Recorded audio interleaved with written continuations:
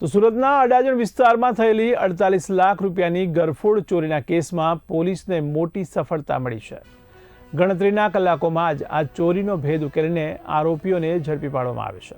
ત્યારે સમગ્ર મુદ્દામાલ પણ રિકવર કરવામાં આવ્યો છે। ત્યારે મળતી માહિતી મુજબ અડાજણ વિસ્તારમાં આવેલી સેતુ વિલા નામની રહેણાંક ઇમારતમાં 48 લાખ રૂપિયાની ગરફોડ ચોરી થઈ હતી। ઘટનાની ગંભીરતા જોતા અડાજણ પોલીસ દ્વારા તાત્કાલિક અલગ અલગ ટીમો બનાવી તપાસ શરૂ કરાઈ હતી। ત્યારે પોલીસે 100થી વધુ સીસીટીવી ફૂટેજની ઝીણવટભરી તપાસ હાથ ધરી હતી।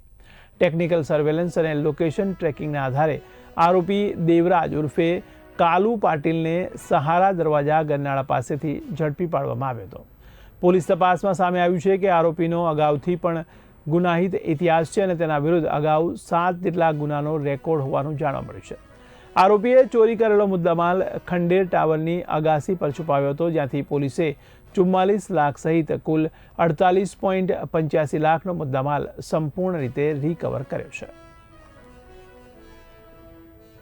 18/5/2026ના રોજ અડાજણ પોલીસ સ્ટેશન વિસ્તારમાં આવેલ પરશુરામ ગાર્ડન પાસેના સેતુ વિલા બંગલામાં 48 લાખ જેટલી માતબર રકમની ઘરફોડ ચોરી થયેલ હોવાની ઘટના બનેલી।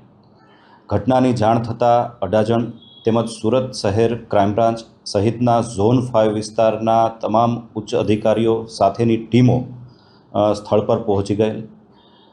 ગુનાની જે ઘટના બનેલ તે ડિટેક્ટ કરવા માટે અલગ અલગ ટીમો બનાવવામાં આવેલી, જેમાં અડાજણ પોલીસની વિવિધ ટીમો આ ગુનો ઉકેલવાની દિશામાં કાર્યરત થયેલ। 100થી વધુ સીસીટીવી ફૂટેજ ચેક કરતા ઘરફોડ ચોરી કરનાર આરોપીના વાહનની ઓળખ પ્રસ્થાપિત થયેલ, જેના આધારે આરોપી સુધી પહોંચવા માટે વિવિધ કામગીરી હ્યુમન ઇન્ટેલિજન્સ તેમજ ટેકનિકલ ઇન્ટેલિજન્સના આધારે કામગીરી શરૂ કરવામાં આવેલી।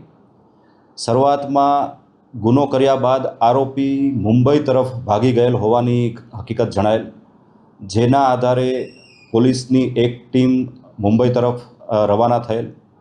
આ દરમિયાન જે ચોરીમાં લેવામાં આવેલા રૂપિયા જે આરોપીએ સુરત ખાતે જ એક ખંડેર મકાનમાં છુપાવીને નાસી ગયેલ, જે પૈસા લેવા માટે આરોપી પરત સુરત ખાતે આવેલો અને આરોપીનું પગેરું મેળવી પુણા વિસ્તારમાં આવેલ સહારા દરવાજા પાસેથી આરોપીની અટકાયત કરવામાં આવેલી। આરોપીની પ્રાથમિક પૂછપરછ દરમિયાન આરોપી પાસેથી તેની તપાસ કરતાં 4 લાખ રૂપિયા જેટલી રકમ તેની પાસેથી મળી આવેલ।